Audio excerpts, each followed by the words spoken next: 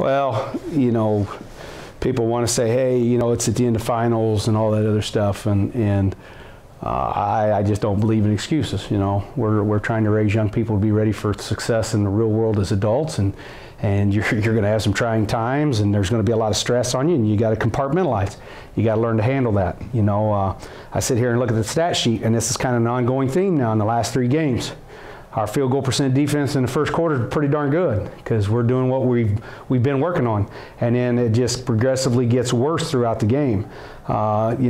Defense is something we're working on and we're talking about all the time, and so that's got to get better in our turnovers. We didn't do a very good job getting in a flow against a team like this. Washburn does a nice job on your first and second pass. They defend first and second pass in the offense well. You got to get reversal and make them guard both sides of the floor. You shift that defense to the other side and then get even another reversal. It opens up lanes to penetrate. It opens up shooters. It opens up offensive rebound lanes, and we didn't do that. So, we've got to correct it. I can count several times where it was a 4 or maybe a 5-point swing where you miss an easy shot, they go down and hit something in transition, or they get an offensive rebound stick back, or they hit a 3 because we didn't, and that's what we just talked about as a staff. The entire staff talked about that. Individually, we may get a deflection. Somebody's denying one pass away. We may get a deflection. Where's that person to clean that, our teammate to clean that deflection up? Hustling right behind. Right now, and I've talked about this a lot, you're playing defensive as an individual, you're playing defense on 5 people. Whether your man has the ball or not, and we've got to understand the concept of team defense.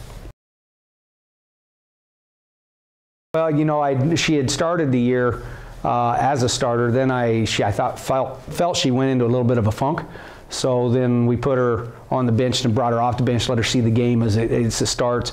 And I wanted to change things a little bit today after last week's games.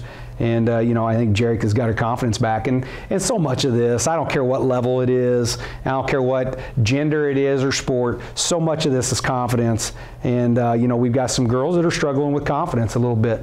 And, that's something we're going to work on. Well, we normally rebound really well, and then last week we got kind of educated a little bit on the boards, and both Pitt State and Missouri Southern, out rebounded us.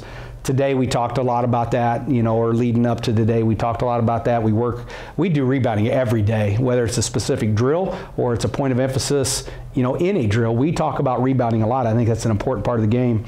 So, we did a better job today rebounding, crashing the boards, but we've got to limit the turnovers. We lost the battle at the free throw line.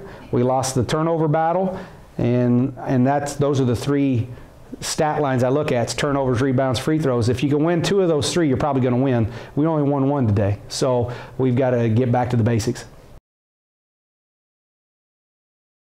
Well, it doesn't get any easier Monday, let me tell you.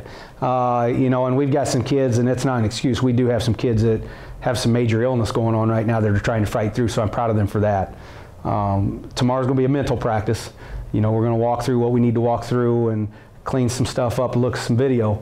And then Monday, they got the most athletic kid in the conference, on that team, and so we've got to be ready to go. And I'm expecting us to come out with a lot of fire, a lot of energy, and we're going to give them a game. I know that.